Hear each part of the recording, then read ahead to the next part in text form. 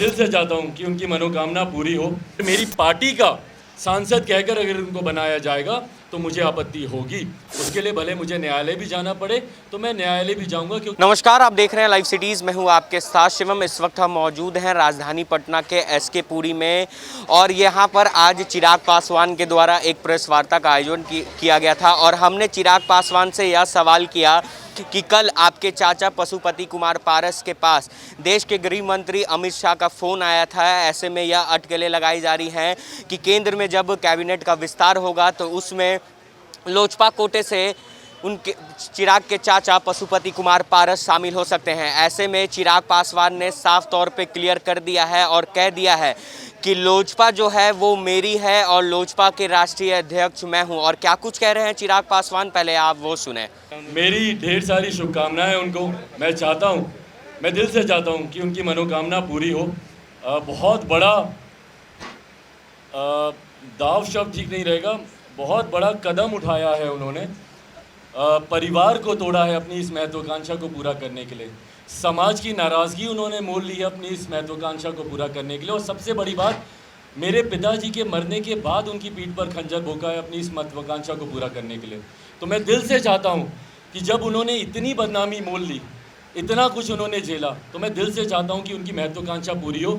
पर इसमें बस एक टेक्निकल मैं जानकारी आप लोग के समक्ष ज़रूर रख दूँ कि लोक जनशक्ति पार्टी, क्योंकि मैं कुछ मीडिया के चैनल पर मैं देख रहा हूँ कि लोक जनशक्ति पार्टी के सांसद के तौर पर या लोक जनशक्ति पार्टी के कोटे से उन्हें मंत्री बनाया जाएगा। ये संभव नहीं है, क्योंकि उन्हें लोक जनशक्ति पार्टी की राष्ट्रीय कार्यकारिणी पहले ही उन्हें पार्टी से निष्कासित कर चुकी है। उन्हें पार्टी से निकाल दिया गया है उनके 4 और सांसदों के साथ। और इस बात की जानकारी हम लोगों ने चुनाव आयोग को भी दे दी है। तो अगर कहीं गलती से अगर उन्हें लोक जनशक्ति, और मैंने प्रधानमंत्री जी को भी आज एक पत्र के माध्यम से उनकी जानकारी में भी मैंने दिया, क्योंकि संभवतः प्रधानमंत्री जी व्यस्त होंगे, उनकी जानकारी में कितनी बातें आई होंगी नहीं आई होंगी, पर मैंने उनकी भी जानकारी में मैंने इस बात को एक पत्र के माध्यम से मैंने दिया है कि इन लोगों को हम लोगों ने पार्टी से निकाल दिया है। पार्टी से अब इनमें से किसी भी सांसद का कोई संबंध नहीं है।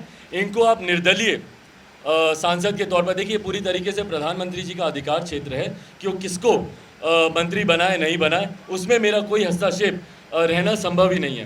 पर हाँ, अगर मेरी पार्टी का सांसद कहकर अगर उनको बनाया जाएगा तो मुझे आपत्ति होगी।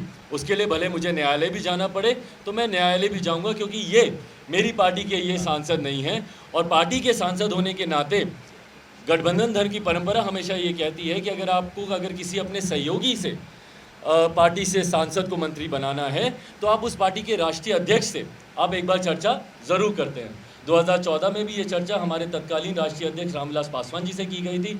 19 में भी ये चर्चा हमारे राष्ट्रीय अध्यक्ष रामविलास पासवान जी से की गई थी। और आज की तारीख में भी अगर किसी को संदेह है कि लोक जनशक्ति पार्टी किसकी है, पार्टी का नाम किसका है या सिंबल किसके पास है, तो मैं इस बात को स्पष्ट कह दूं कि कृपा करके चुनाव आयोग जाएं उसमें जाकर, क्योंकि इन लोगों ने सिर्फ वहाँ पर इस बात को बोला है कि भैया मैं अब राष्ट्रीय अध्यक्ष बन गया हूँ। भैया आप सिंबल पे आप क्लेम करेंगे कि नहीं करेंगे? आप बोलेंगे ना कि भाई पार्टी मेरे नाम पर आप कीजिए, पर वो हिम्मत ही नहीं है। इनको पता है कि इनके पास राष्ट्रीय कार्यकारिणी का समर्थन नहीं है। इनको पता है कि 95% पार्टी आज की तारीख में मेरे साथ है। 66 राष्ट्रीय कार्यकारिणी के सदस्यों का, और जो राष्ट्रीय कार्यकारिणी की गलत बैठक इन्होंने बुलाई वो भी मैं आपको बता दूं कि हमारी पार्टी का संविधान कहता है कि राष्ट्रीय कार्यकारिणी की बैठक बुलाने के लिए मिनिमम ऑफ 30 मेंबर्स का कोरम होना चाहिए कंप्लीट करने के लिए। कोरम को कंप्लीट करने के लिए 30 सदस्यों की मौजूदगी अनिवार्य है। आप बताएं ना कि भैया बंद कमरे में जो आपने बैठक की, कितने लोग थे आपके पास और कौन लोग थे वो? तो इसीलिए चुनाव आयोग में भी आज की तारीख में राष्ट्रीय अध्यक्ष चिराग पासवान हैं। तो अगर लोक जनशक्ति पार्टी के कोटे से इनको मंत्री बनाया जाएगा तो हमारी आपत्ति होगी, हमारा ऐतराज़ होगा, और उसके लिए हम लोग को न्यायालय भी जाना पड़े तो हम लोग जाएंगे। स्वतंत्र सांसद के तौर पर आप इनको मंत्री बनाएं, मुझे कोई दिक्कत नहीं है। आप इनको जनता दल यूनाइटेड ज्वाइन करा लें, जनता दल यूनाइटेड की सदस्यता ग्रहण कर लें, उस कोटे से मंत्री बनाएं, कोई दिक्कत नहीं है। बट जदयू से कोई भी मंत्री बनेगा तो जदयू में टूट पक्की है, ये मैं आपको वादे से कह रहा हूँ।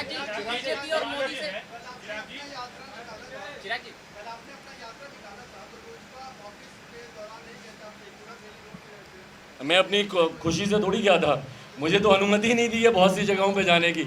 मुझे अपने प्रदेश में तुम यहाँ नहीं जा सकते, तुम वहाँ नहीं जा सकते, तुम इनको माल्यार्पण नहीं कर सकते। मुझे तो दुनिया भर के मेरे ऊपर रिस्ट्रिक्शन राज्य सरकार और प्रशासन द्वारा लगाए गए हैं। भाई मैं अपने आदर्श, जब मैं डॉक्टर बाबा साहब भीमराव अम्बेडकर की प्रतिमा पे माल्यार्पण ही नहीं कर सकता, शुक्र मनाइए कि इन्होंने इस बात की पाबंदी नहीं लगाई कि मैं अपने नेता का भी माल्यार्पण नहीं कर सकता। कल को मुझे लगता है उनकी प्रतिमा भी, और इस बात का हम लोगों ने आग्रह किया है कि हमारे नेता की प्रतिमा, मैंने प्रधानमंत्री जी को भी एक पत्र, हम लोग की 20 तारीख को राष्ट्रीय कार्यकारिणी की जो बैठक हुई थी उसमें जो प्रस्ताव पारित हुआ था, तो उसमें हम लोगों ने मांग की है कि हमारे नेता आदरणीय रामविलास पासवान जी को भारत रत्न दिया जाए। उनकी एक प्रतिमा पटना में कहीं पर भी एक भव्य उनकी प्रतिमा, आदम कद बोलते हैं जो पूरी फुल फ्लेज प्रतिमा होती है, उसको यहाँ पर स्थापित किया जाए। और साथ ही में मैं इस बात का भी आग्रह करूँगा, भैया मुझे चिंता है कि जब हम लोग भारत रत्न की जब हम लोग बात करते हैं, इतिहास में भी कितने ऐसे बिहार से महापुरुष गए हैं। भाई अब तो डबल इंजन की सरकार चल रही है ना नीतीश कुमार जी, तो क्यों नहीं उनको भारत रत्न मिलने का काम किया गया? श्री बाबू यहाँ से थे, उनको क्यों नहीं अभी तक आपने भारत रत्न दिलवाने का काम किया? कर्पूरी ठाकुर यहाँ पर थे, उनको क्यों नहीं आपने भारत रत्न दिलवाने का काम किया? आज जो लोग तुरंत खड़े होते हैं कि भैया रामविलास पासवान जी को मिले, नज़र आपकी रामविलास पासवान जी के वोट बैंक पर है। आपको चिंता है कि भैया वो हमसे नाराज़ ना हो जाए, इसलिए जो आप ये राजनीति करते हैं। पर इस राजनीति में पूछिए ना कि आपके सहयोगी जिनके साथ आप जाकर खड़े हुए हैं, क्या वो आपके साथ हैं? उन्होंने जिस नेता को भारत रत्न देने की आप बात कर रहे हैं, जो मेरे चाचा जी ने भी कहीं ना कहीं हम लोग की बात में समर्थन करते हुए कहा है, तो पूछिए कि क्या नीतीश कुमार जी इस बात का समर्थन करते हैं? वो तो हमारे नेता की जयंती पर उनको श्रद्धांजलि तक देना ज़रूरी नहीं समझते।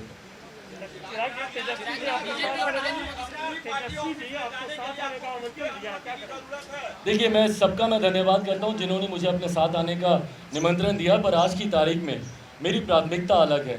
जहां एक तरफ मेरी प्राथमिकता इस आशीर्वाद यात्रा को इसी तरीके से मजबूती से आगे बढ़ाकर प्रदेश भर के लोगों का आशीर्वाद लेने की है। तो आपने साफ तौर पे सुना, चिराग पासवान का कहना है कि अगर केंद्र कैबिनेट का विस्तार होगा और उसमें लोजपा कोटे से अगर बीजेपी मेरे चाचा पशुपति कुमार पारस को शामिल करती है, तो ऐसे में वो एक राष्ट्रीय कार्यकारिणी की बैठक बुलाएंगे और साफ तौर पे राष्ट्रीय कार्यकारिणी की बैठक में यह निर्णय लेंगे कि अब वो सुप्रीम कोर्ट जाएंगे या नहीं, क्योंकि उन्होंने साफ तौर पे कह दिया है कि मैंने अपनी पार्टी लोजपा से 5 सांसदों को निष्कासित कर दिया है। अब देखने वाली बात यह होगी कि जब केंद्र में कैबिनेट का विस्तार होता है तो क्या लोजपा के कोटे से चिराग के चाचा पशुपति कुमार पारस केंद्रीय मंत्री बनते हैं या नहीं। बहरहाल आप बने रहे हमारे साथ। अगर आपने हमारे चैनल को सब्सक्राइब नहीं किया है तो जल्द से जल्द सब्सक्राइब कर ले। धन्यवाद। मैं दिल से चाहता हूं कि उनकी मनोकामना पूरी हो।